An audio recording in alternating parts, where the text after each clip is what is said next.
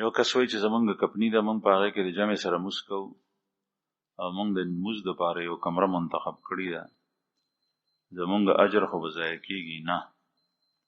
دویم تپوس یې دا کړی دی چې جمع نه مونځ نه پس یا مونږ یو ځای دعا غواړو، دا څنګه دي؟ نو لومبۍ مسله خو دا ده چې ستا کپنی ده یا اداره ده، هر څه چې دي په هغې کې تا د مونځ دپاره ځای خاص کړی دی کمره، نو دې ته مصلا وایي.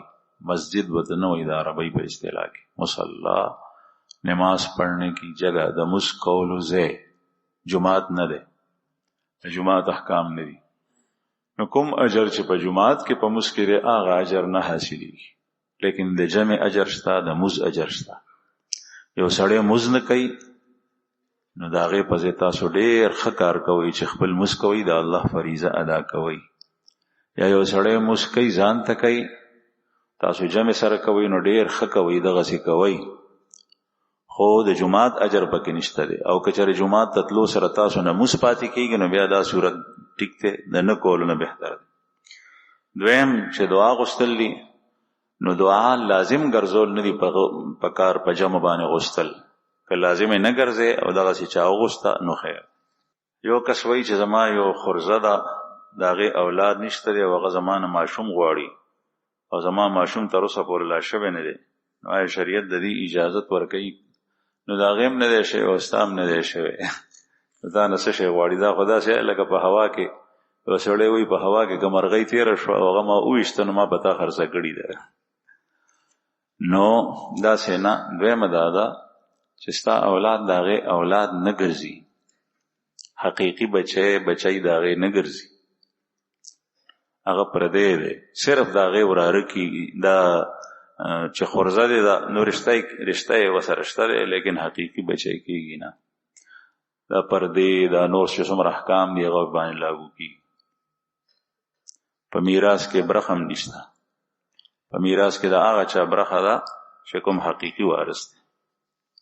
یو کس وایي چې موږ مدرسه کې حفظ کوو او قاري صاحب په دریم منزل کې موږ ته سبق ښیي چې کله د مونځ وخت شي نو موږ په دریم منزل باندې په دریم چت باندې موږ ته د مونځ اجازت راکړي، حالانکه لاندنی چت دویم منزل هغه بالکل خالی وي او جماعت چې کوم دی نو لاندې ښکته کېږي، کافي ځای موجود وي. نو دغه وخت کې راکوزېدل پکار دی او د صفونو په منځ کې اتصال پکار دی. چې لاندې ځای کې ځای وي نو پورته مونځ کول نه دي پکار، لیکن که چېرې پورته چت کې مونځ وشي او لاندې ځای وي څه کسان ولاړ دي نو بیا هم مونځ کېږي، البته چې منځ کې بالکل منزل خالی پاتې شو نو داسې ټیک نه. یو کس وایي چې ما باندې د یو سړي قرض و، هغه مړ شوی دی او ما سره د قرض ادا کولو پیسې نشته دی، آیا د هغه بچو نه زه معافي غوښتی شم او دا معافي غوښتل د هغې نه صحیح ده او که نه؟ قرض ورکول پکار دي، یا دا چې کوم مالک دی د چا پیسې وې تا پورې هغه سړی تا معاف کړي پخپله نو بیا ټیک ده، او که چېرې معاف کړی نه نو بیا د هغه حق تا پورې دی. د قرض معامله دومره سخته ده چې خو پیغمبر صلی الله علیه وسلم به په ابتدا کې مدینه منوره کې چې څوک مړ شو نو بیا به یې تپوس کولو. بخاري شریف کې حدیث دی چې په ده پورې قرض و چې چا به ووایي چې نه یا رسول الله نو بیا به یې پې مونځ وکړو، او که وبوي چې او قرض ورپورې و نو بیا به یې دویم تپوس مبارک دا کولو چې دومره مال شته دی چې د هغې نه قرض ادا شي. نو که صحابه وبوي چې او یا رسول الله شته دی نو بیا یې پې جنازه وکړه، او که هغې به ووایي چې نه یا رسول الله مال نشته دی او قرض ورپورې شته نو بیا به یې جنازه پې د الله رسول اونه کا، او بیا به هغه صحابه ورته ووایي چې تاسو یې باندې جنازه وکړئ زه پې نه کوم. دومره خطرناک شی دی. بیا یې وروستو په آخر کې دا معمول مبارک چې کله فتوحات شول، مال غنیمت ډېر رالو، بیت المال کې به مال وو، نو بیا به یې فرمایل چې قرض پېشته، چا به ووایي چې او پیسې به ورسره نه وي نو بیا به یې وفرمایل چې پیسې به زه ورکوم، نو د الله رسول به بیا هغه قرض خلاصول. بهرحال د قرض اهتمام پکار دی.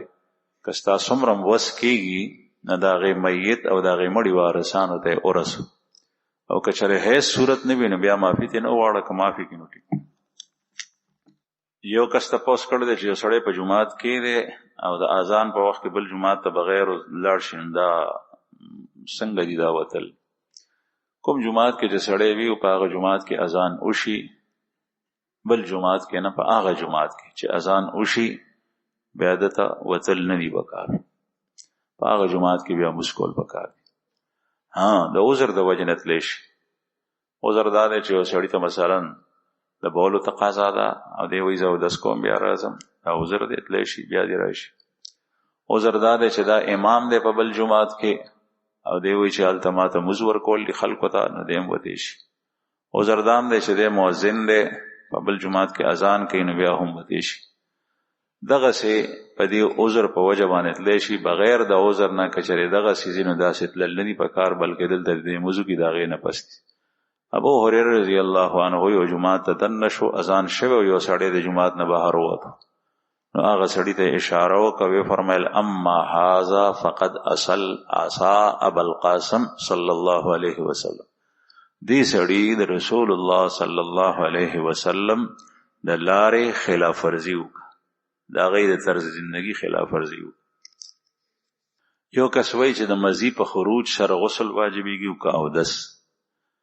د مني په خروج سره غسل واجبېږي او چې مزي وځي نو هغې سره غسل نه واجبېږي بلکې هغې سره اودس واجبېږي. دا تپوس عموما کېږي او دا څو ځله د دې جواب وشو. یو کس بیا تپوس کړی زموږ په کور کې بجلي د غلا ده او خلک وایي چې دا حرام دی نو مونځ کېږي او که نه.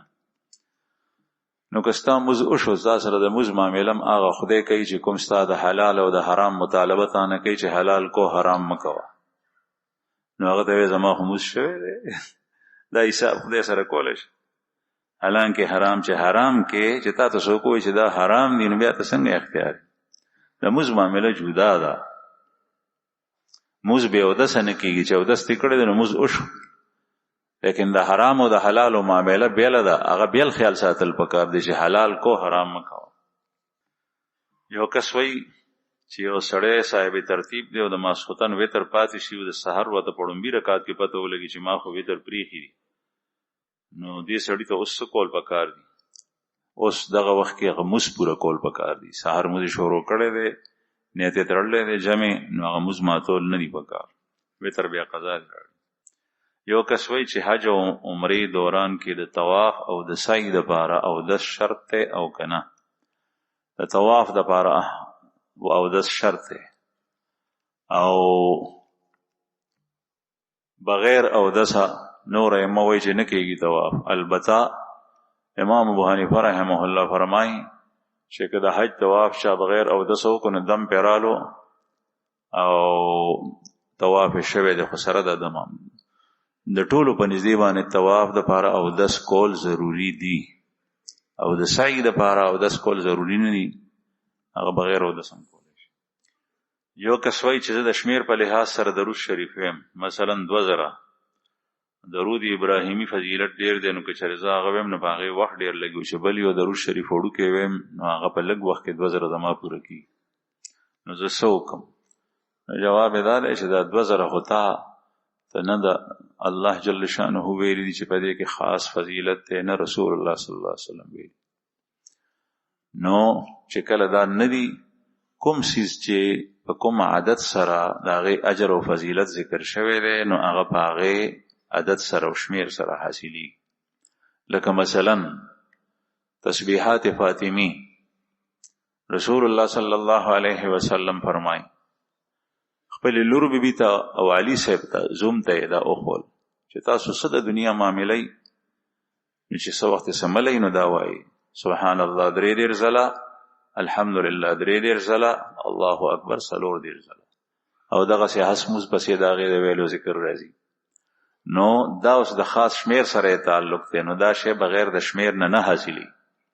باقي درود شریف ته دا ځان سره یو حد مقرر کړی دی نو د هغې نه کم وایه خیر دی، او درود ابراهیمی کې فضیلت ډیر زیات دی په نسبت د نور. یو کس وایي چې قضا مونځ هر وخت کېږي او قضا مونځ هر وخت کېږي، لیکن یو څو وختونو کې قضا مونځ هم نه کېږي. سهار چې نور راخیږي نو قضا مز نشي کوله، نور چې په سر ودرېږي نو قضا مز نشي کوله، نور چې پریوزی نیم پریوته دی نیم بهر دی نو قضا مز نشي کوله، خو د مازیګر دغه نننې مز کولی شي. او دویم د سحر مز پسې قضا مز کولی شي، لیکن داسې ځای کې نه چې تا خلق ویني. مثلا تا د سحر مز په جماعت کې وکړو، اوس په صف کې ودرېدې قضا مز کې نو دې ځای کې نه. د مازیګر مز دی وکړو، مازیګر مز پسې قضا مز کولی شي، لیکن پټ چته ځای وګوره کې هغه ځای کې کوه، د خلکو په وړاندې نه، ځکه چې د خلکو په زړه کې شکوک او شبهات پیدا کیږي چې آیا دا دوه مزونه کوي دی که څه کوي.